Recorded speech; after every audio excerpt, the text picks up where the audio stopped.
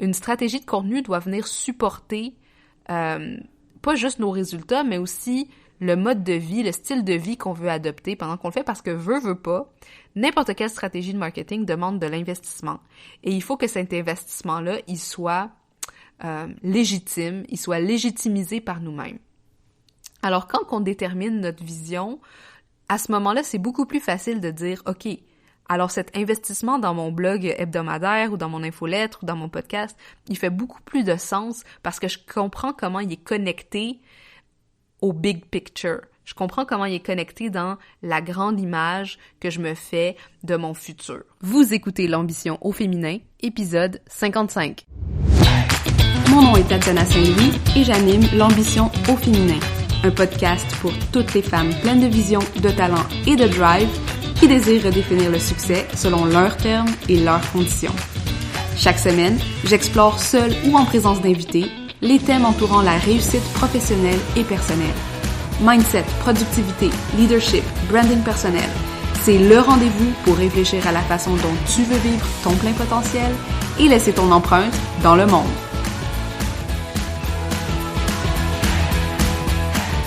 Salut les ambitieuses, bienvenue dans ce nouvel épisode de l'ambition au féminin.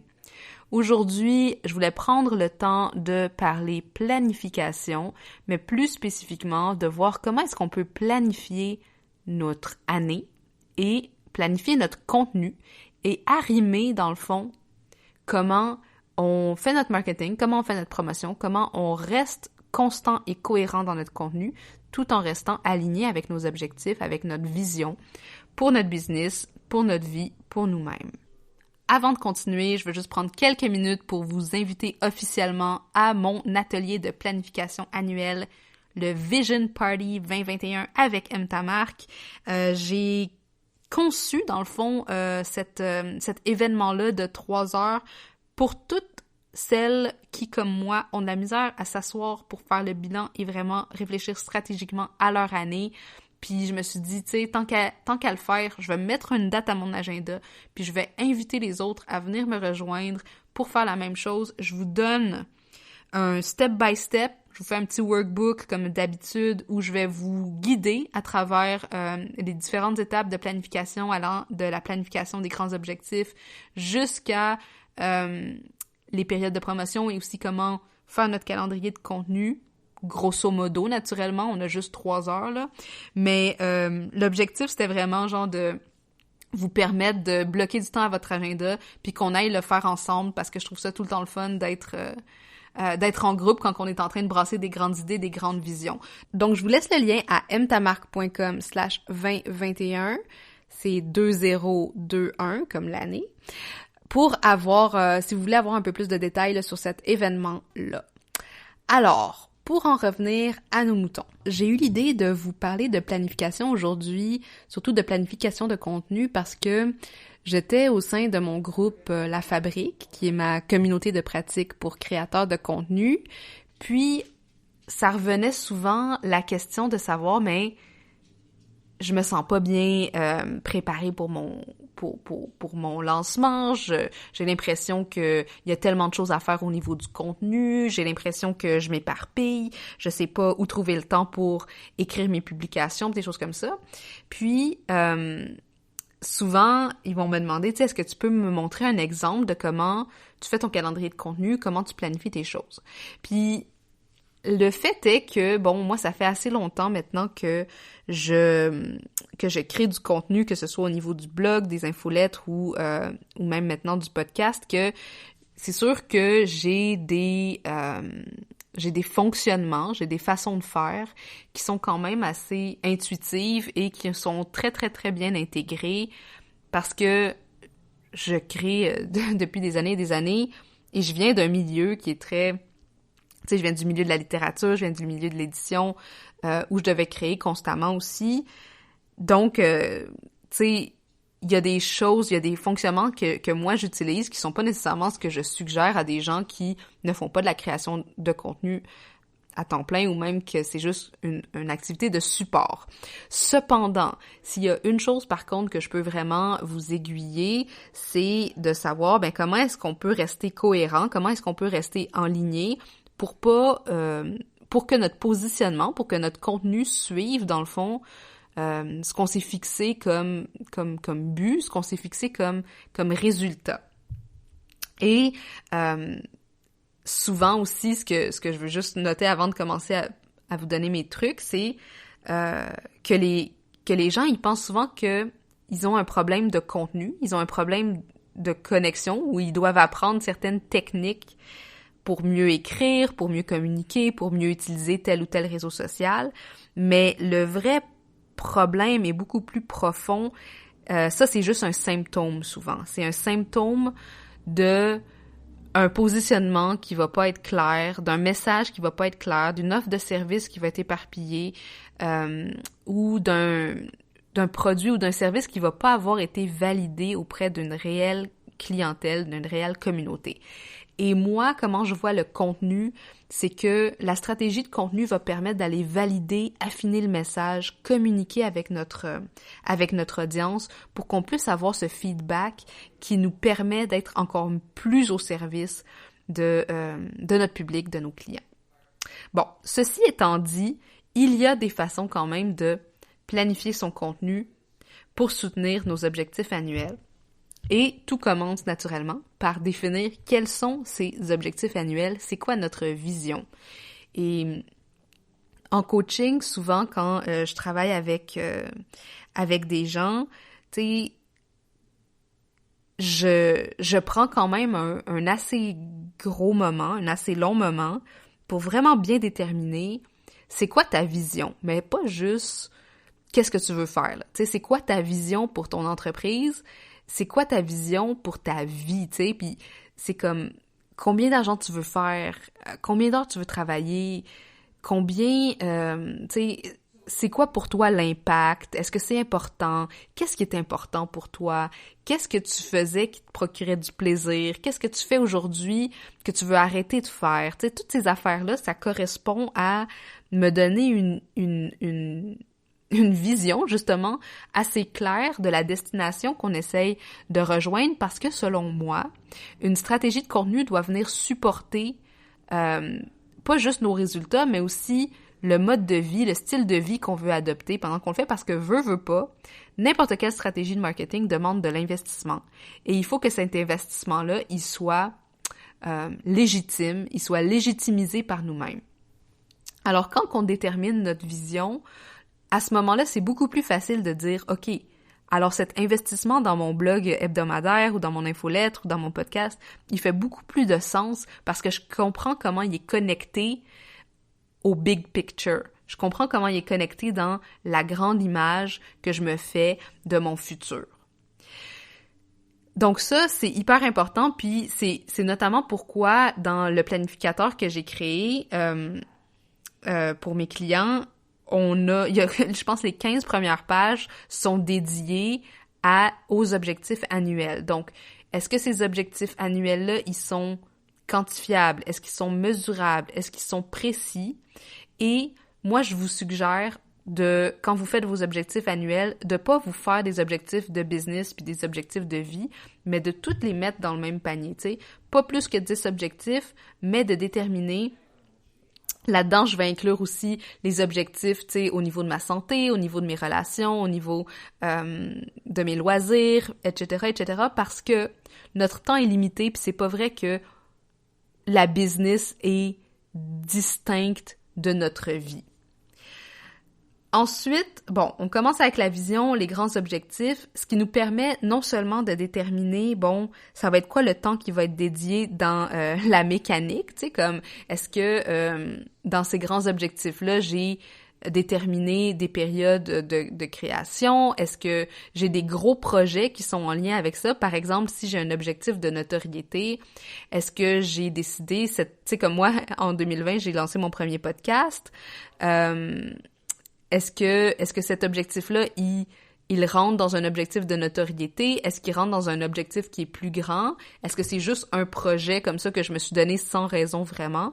Donc, identifier les motivations, c'est important au niveau de l'identification des objectifs parce qu'encore une fois, ça va nous permettre de juger quel genre d'effort, quel genre d'investissement on peut mettre dans chaque type de création de contenu.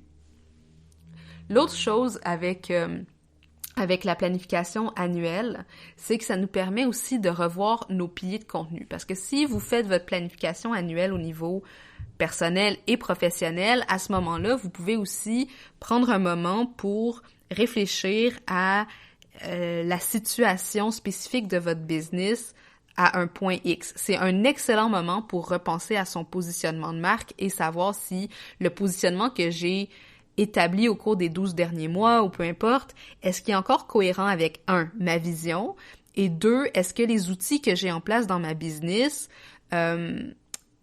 soutiennent ce positionnement-là. Puis là, je donne un exemple, comme par exemple, admettons que vous aviez commencé l'année, vous étiez à la pige et vous aviez beaucoup de clients alimentaires, mais au fur et à mesure que vous remplissez vos objectifs annuels, par exemple de notoriété et de crédibilité, vous commencez à avoir de meilleurs clients, des clients qui sont beaucoup plus en ligne avec vos clients idéaux, mais votre site web, il ne suit pas, votre structure de prix ne suit pas, vous avez peut-être justement, tu sais, des habitudes que vous aviez prises à ce moment-là, par exemple, je sais pas moi, vous aviez un groupe Facebook, et aujourd'hui, vous voyez que dans le fond, il n'y a pas de clientèle qui vient de là. Et qu'au contraire, peut-être que ce groupe Facebook-là, il vous positionne comme quelqu'un d'un peu plus, je sais pas moi, intermédiaire ou débutant, alors que vous êtes rendu au niveau expert.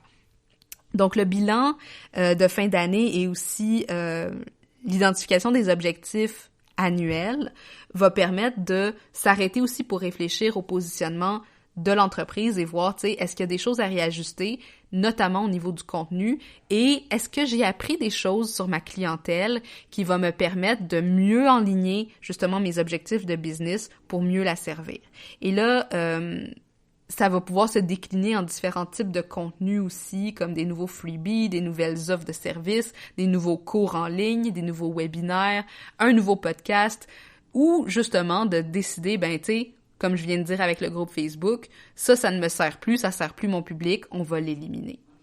Donc, autant en termes d'outils, tu sais, revoir ce positionnement-là permet aussi de revoir les piliers de notre contenu.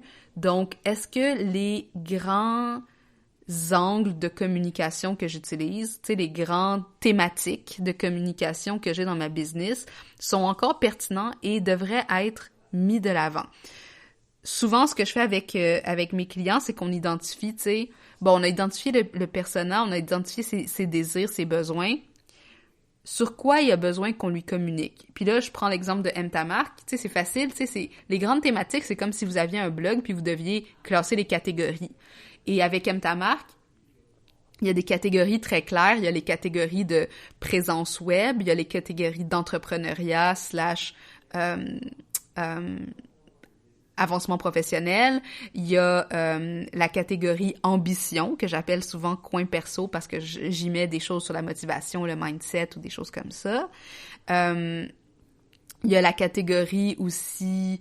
excusez-moi, là, genre, j'oublie, mais tu sais, comme, il pourrait y avoir productivité ou des choses comme ça. Et il y a la catégorie communication, naturellement, marketing. Et ces grands angles-là permettent de faire les grands... C'est comme le squelette pour tout mon contenu. Est-ce que mes pièces de contenu rentrent dans ces piliers thématiques-là? Et une fois qu'on a revu ça, tu sais, une fois qu'on a nos objectifs annuels, puis nos objectifs trimestriels, je vous ai pas parlé de la planification trimestrielle, mais je vous réfère à un podcast que j'avais enregistré en début de 2019 où je parlais justement de ça, parce que je pense que bon, une fois qu'on a nos objectifs annuels, après ça, on peut en faire des plus petites itérations, à savoir, tu sais, sur 90 jours, qu'est-ce que je peux créer qui va supporter mon objectif annuel, et ensuite, à chaque semaine, qu'est-ce que je peux créer qui va supporter mon objectif trimestriel, etc. Mais une fois qu'on a nos objectifs annuels et trimestriels, c'est à ce moment-là qu'on peut savoir comment est-ce qu'on peut planifier nos grands projets dans l'année et ainsi déterminer quand est-ce qu'on va être dans une période de promotion, quand est-ce qu'on va être dans une période de création, quand est-ce qu'on va être dans une période de pause, Est-ce que, par exemple, vous faites partie d'affiliations? Est-ce que vous devez être présent dans certains, dans certains groupes pour votre networking ou des choses comme ça? Parce que tout ça, c'est important pour déterminer, tu sais, est-ce que mes lancements, est-ce que mes grandes périodes de promotion doivent être aérées à travers le calendrier et me laisser assez de place, pour ne pas brûler mon public, mais aussi brûler mon public, puis là, je parle vraiment genre de lui envoyer promotion sur promotion sur promotion sur promotion et là, le fatiguer, et donc genre ne plus vraiment être au service de mon public, versus tu sais, être fatigué aussi de notre côté, où on va tout le temps être en train de créer, et on n'est jamais en train de récolter les fruits de notre labeur, ou on n'est jamais en train de prendre le repos dont on a besoin. Donc, moi, comment j'aime planifier mes périodes de promotion, c'est que je prends tu sais, les calendriers que tu mets sur le mur, là, où il y a des carreaux pour chaque jour, puis comme ça donne une vue d'ensemble de l'année au complet de façon visuelle. Je pense que c'est important de faire ça de façon visuelle pour voir, OK, admettons que je veux lancer, là je parle de mon prochain programme Positionnement authentique qui va commencer en janvier. Je regarde dans mon calendrier, je regarde par rapport à mes obligations, je regarde par rapport à, disons que j'avais des vacances. Et by the way, petit truc, mettez toujours vos vacances en premier dans votre calendrier. Et ensuite, je me dis, OK, ben une promotion normale pour ma communauté serait d'environ 10 jours à 14 jours. Et ensuite, je peux comme y aller à reculons. Donc, si je lance Positionnement authentique le 25 janvier, par exemple, à ce moment-là, je vais avoir une période de promotion qui va durer de telle date à telle date, et j'ai un programme qui se termine, mettons, à la fin novembre. Donc, j'ai une période de création au mois de décembre qui va durer de telle date à telle date, et voici toutes les pièces de contenu que je dois créer pour ma prochaine promotion. Donc, c'est vraiment d'aller de la grosse planif beaucoup plus high level, puis de rentrer de plus en plus dans le détail, jusqu'à ce qu'on ait une liste vraiment claire du contenu à créer.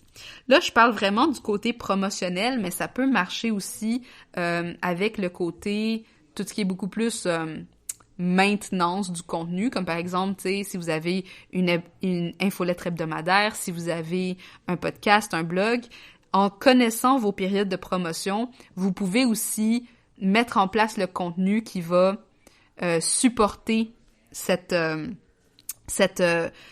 promotion-là à ce moment-là. Donc, créer du contenu qui va être vraiment plus aligné, sans que ce soit juste du contenu promotionnel, mais tu sais, amener votre public tranquillement à s'habituer à ce que vous commenciez à parler de tel sujet, parce que, tu sais, je sais pas, moi, mettons que vous avez, vous êtes dans des marchés de Noël, ben, tu sais, vous pouvez commencer, tu sais, dès le mois de novembre à tranquillement montrer vos préparations, montrer les nouveaux patterns qui vont sortir. Là, je parle vraiment comme, par exemple, d'une boutique en ligne ou d'un artisan. Donc ça, c'est des idées de comment préparer son contenu pour un grand événement promotionnel qui s'en vient, dans les temps qui sont off, puis dans les temps qui sont vraiment plus chauds. L'autre chose aussi, c'est quand on planifie son contenu, puis là, je vous l'ai dit là en début d'épisode, moi, je planifie pas au quart de tour mon contenu. J'aime laisser un espace pour l'inspiration, mais j'ai quand même beaucoup d'expérience. Mais ce que je fais, c'est que je connais mes piliers de contenu comme le fond de ma poche.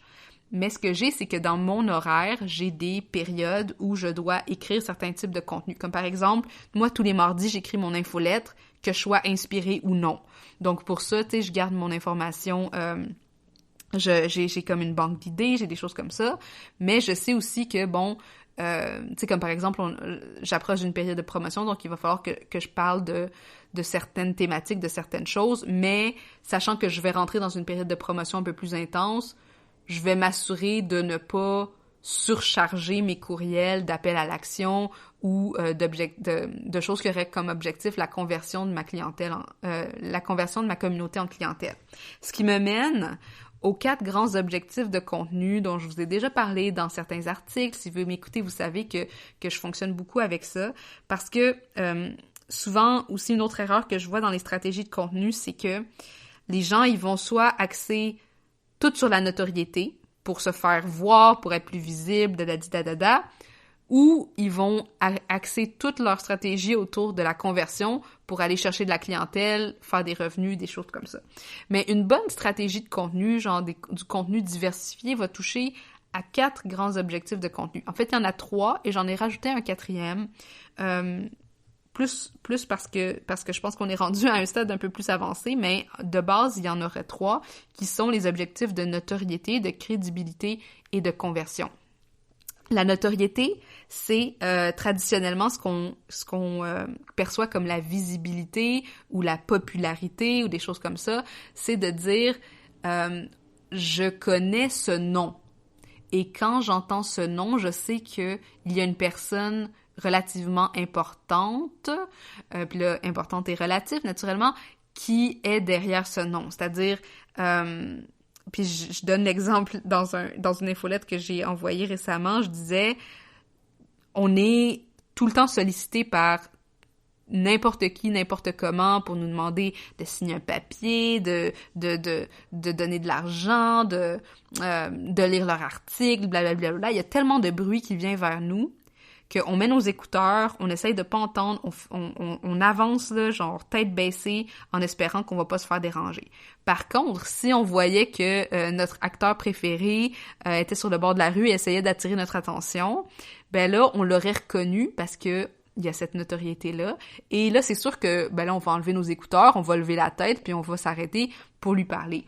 Donc, il y a certains types de contenus qu'on peut créer dans notre marque qui ont cet objectif-là d'aller créer cette reconnaissance, d'aller créer ce côté sympathique et un peu plus visible qui va faire que quand on va voir une pièce de contenu qui vient de vous, ben on va s'arrêter pour la lire. Ou, puis là, je dis la lire, mais tu sais, ça peut être aussi Instagram, tu sais, je veux dire, si tu vois dans tes stories en haut que quelqu'un a fait une stories puis que tu vas tout le temps regarder ses stories, elle a atteint un certain objectif de notoriété. Crédibilité, là, c'est vraiment de se dire, tu sais, ce que je vais lire, je peux lui faire confiance parce que cette personne est un expert. Il y a des types de contenus qui doivent être créé dans cette optique-là. Et finalement, conversion, c'est traditionnellement la vente, donc d'être capable de mettre de l'avant nos produits, nos services, et d'être capable d'envoyer des appels à l'action qui disent « Maintenant, c'est le temps, si tu veux travailler avec moi, dadadi. » Puis, de faire un beau mix entre ces 3 objectifs-là dans des pièces de contenu, c'est ce qui va vraiment créer une stratégie de contenu organique qui va être naturel, fluide, dynamique, puis qui va vraiment remplir les grands objectifs qu'on pourrait avoir en termes de business. C'est intéressant de voir nos grands objectifs annuels aussi en termes de comment est-ce que ça se déclinerait dans ces facettes-là au niveau du contenu. Le 4e objectif que je vais juste mentionner rapidement, c'est le nurturing, et c'est comment est-ce qu'on peut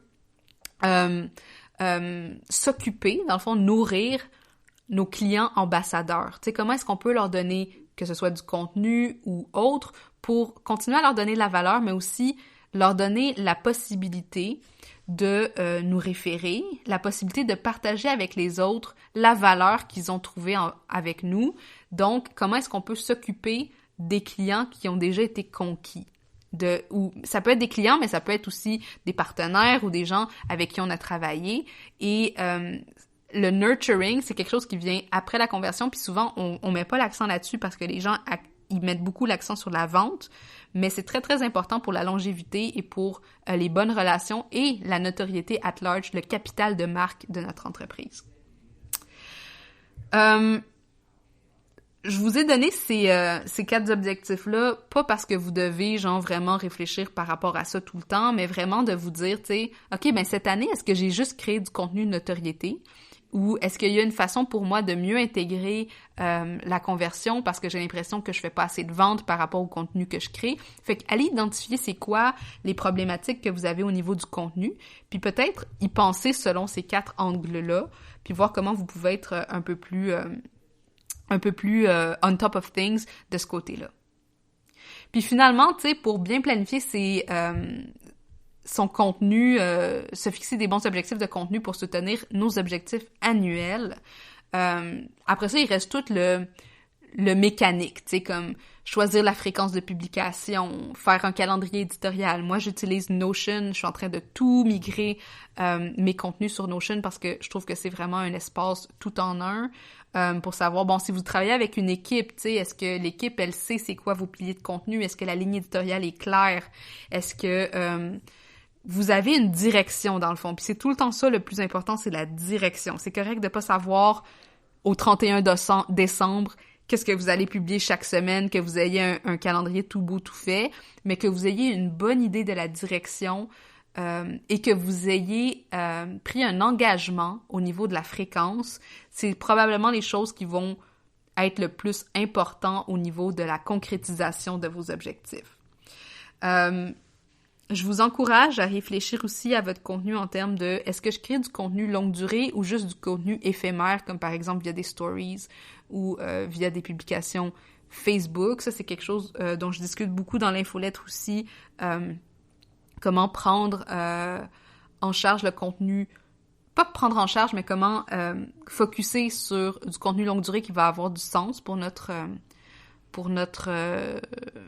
public. Et qui va aussi permettre justement de construire sur ce capital de marque-là.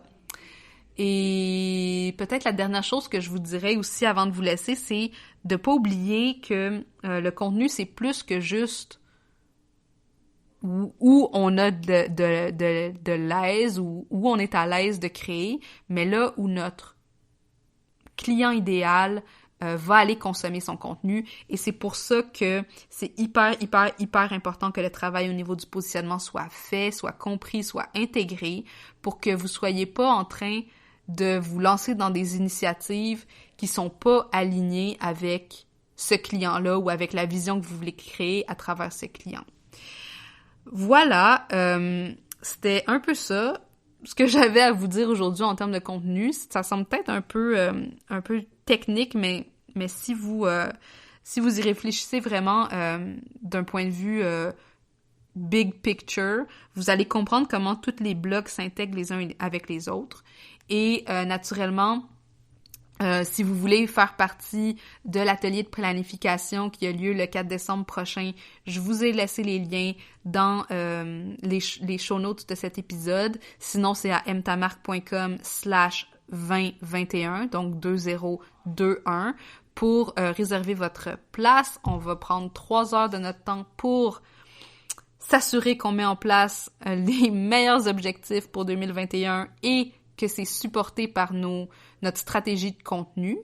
Atelier live, s'il en est un, et j'aimerais vraiment ça échanger avec vous à ce moment-là. Sinon, n'hésitez pas à partager avec moi vos trucs pour créer une bonne stratégie de contenu, comment vous restez cohérent, comment vous restez pertinent, comment vous restez présent pour votre communauté et qu'est-ce que vous avez en banque pour l'année prochaine. J'ai vraiment hâte de voir tout ce que vous allez créer. Alors sur ce, je vous souhaite une excellente journée et on se reparle très bientôt.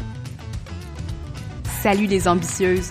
J'aimerais faire de ce podcast une plateforme d'échange et de réflexion autour de ce que ça veut dire être une femme et avoir du succès aujourd'hui. Si tu connais une femme dont le parcours inspirant aurait intérêt à être partagé, ou si toi-même pourrais nous outiller grâce à ton expertise ou ton expérience, rends-toi sur mtamarque.com/invité pour m'envoyer les détails. Et finalement, profites-en pour t'abonner à ce podcast afin de manquer aucun des épisodes. Et si tu es dans un mode généreux, laisse-moi donc un 5 étoiles pour aider d'autres femmes comme toi à découvrir le podcast. À la prochaine!